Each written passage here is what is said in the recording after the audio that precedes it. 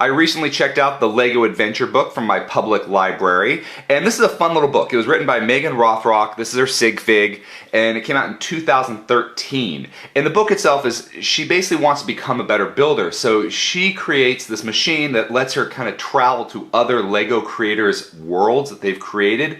And in the book, they share actual instructions to some of the things they build, but as well, they also give tips on how you might be able to improve your building to kind of get as good as they are now. So I really liked this book. It was a lot of fun. It was a different take on how to build instead of a straight instruction manual. Oh yeah, it's a No Starch Press. I thought that was kind of a fun publishing company. I've never heard of it before, but here's the table of contents and the different people we're going to be visiting and their style. Here's Meg's and her sig fig, and the first thing she does is kind of build her house or lab, and she talks about hinge plates and making sure your hinge plates are aligned the right way before you start building, or else when you go to close it, it might not be a lot of fun. This is how she built her house. And then she doesn't give a lot of tips, but I do like about her chapter is these kind of these small little builds that she has for her lab itself. Because I think if you want to build a lab, these might be some fun equipment to put into your lab. It just gives up close-up views of her building, and then this will be the machine she uses to travel or transport herself, the Transport-O-Lux, to different builders' worlds. And she builds a little simple car.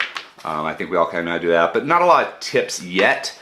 That goes with the other journals, but there's going to be these builders, but here we got the building journal, and this is just kind of where she talks about what she learned from these different builders and what they do to kind of help make her a better builder.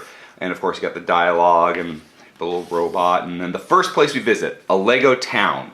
And this is kind of cool. So each town or chapter, kind of you get the name of the actual builder, their nickname, what they do professionally. So here, you know, Craig, his nickname is Solitary Dark, and he's an aircraft parts manager. Where he comes from, British. He's from Britain. And then here's his website. So if you want to check out his work, you can just kind of go to that website, and he's got a Flickr account and see what they build. And for him, he actually likes to take pictures when he's on vacation and then build those things for his town. Like here was like he took a trip to San Francisco and he found a cable car, so he built a cable car, which I think is really cool.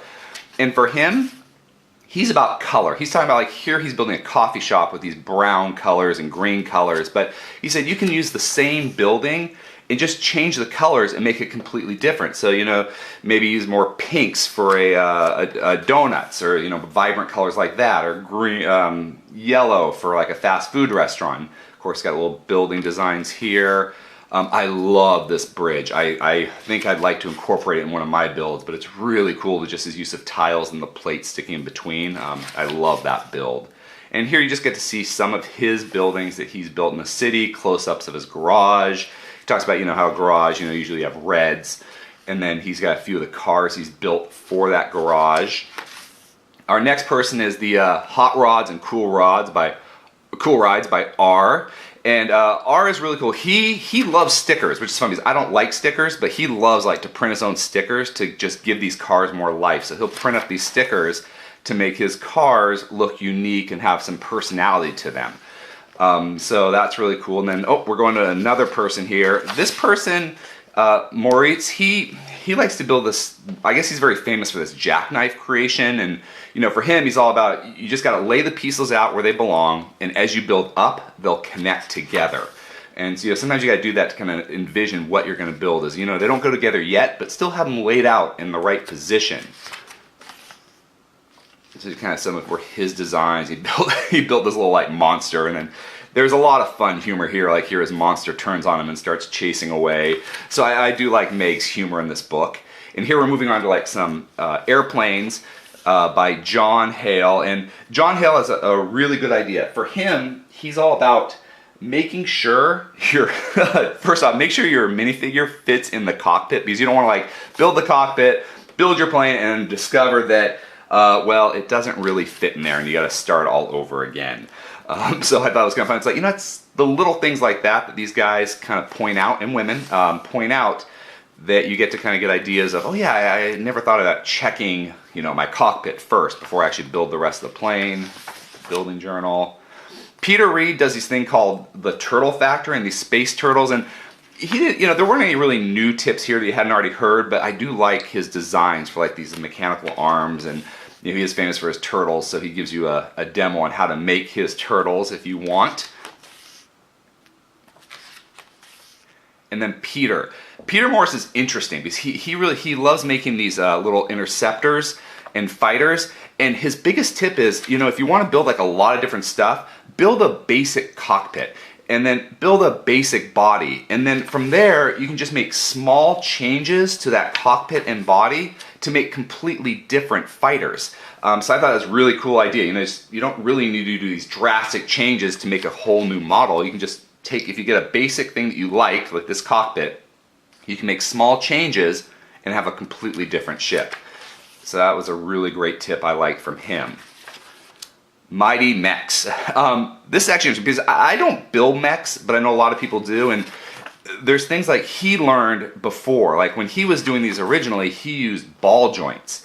But he found out, like as he was creating these larger mechs, those ball joints would just kind of lay flat because yeah, you got a lot of movement, but the arms were so heavy that they just kind of like got pulled down by the weight of the Legos, so he had to switch to hinge plates. So again, those little things like just switching the joint of a vehicle can make it a completely different with playability. So even though you have more movement with a ball joint, the hinge plates are going to give you more stability and make it look better in its poses. The medieval village. Now, I love the medieval stuff. I love how people do it, but I think the biggest tip that Aaron gave for people is layering. Stack those plates up for the ground. These grounds are not flat and even. They're, you know, there's a lot of rolling to it. They're different levels. So you really want to use those stacking of plates and different plant pieces to give it that kind of texture and life. And he's all about texture. He's like, use those different styles of bricks to get, you know, more effect with it. Don't make a smooth wall. Really make them tiled and kind of sticking out. Maybe have them step out, you know, half a step on those old brick walls that are falling down. So that was a really good, I love this one because he does talk a little about the texturing of a town, and here you get to see his medieval town or marketplace. You know, they'll give you a tour. Mike Piscott, I'm not even trying to, Mike, he makes these amazing dinosaurs. I mean, look at that Tyrannosaurus Rex here, the Petrosaur. Not a lot of building tips for him that will help you beyond, but the directions for like the Stegosaurus are here. So if you want to build these really cool dinosaurs, this book does have the instructions. But he warns that this T-Rex can be very difficult to build. So, you know, make sure you're a more experienced builder and also have a lot of parts, because you can see how complicated that Tyrannosaurus Rex build is. And that's the finished product, which just looks amazing. So really a great builder. I love that Brachiosaurus. I'd love to just get more, you know, of his instructions and how he builds it. Katie Walker, she does really great stuff with the Friends, but the thing this chapter really focuses on is her mosaic work and how she just kind of fits those tile pieces together to create these different art styles. And the tip I loved she gave the most was just keep trying stuff. See what works, you know, just see what comes about from you just playing around with putting things together. And, you know, that doesn't work, try something else. Don't get discouraged. Carl, he does a great train station and great trains. But his big tip, which I loved, was he's like, think beyond. So when you're building that train, when you're building that train station, just don't think about the trains and the train station. What is around the train station? And you've got people who are hauling luggage.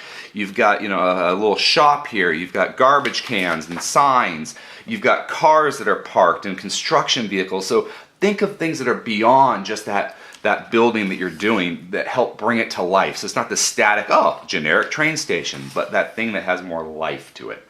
Steampunk. Now, he does a lot of Sylvian does a lot of steampunk stuff, which is an art style or science fiction, really, that deals with what if we didn't have combustible engines, those internal combustible engines. Instead, we just kept building our technology based on steam power. And because of that, it's like a lot of clockworks and gears, and it's a really cool look. I know a lot of people are into the steampunk sci-fi and artwork look, so this is a great, just if you're interested in that, this book is really good for that.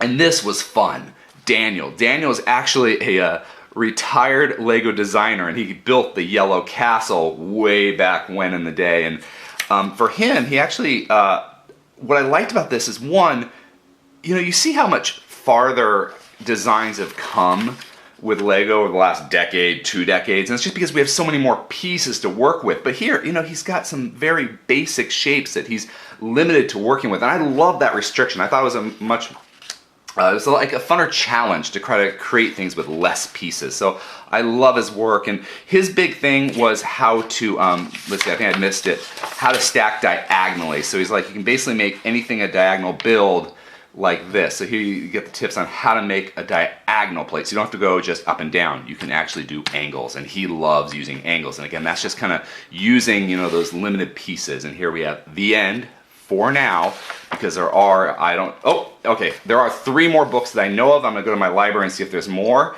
But here's their sig fig and then the actual person. So you can kind of see the people who are giving you these tips. So anyway, this is a great book. I love checking out from the library. And I'll put, you know, a link, an eBay link in the description, Amazon links in the description. So if you want to check it out yourself, you can. But I hope you love this flip through review. If you enjoyed this video, please subscribe. And you can click on the image to watch another video. Until next time, let's keep building together.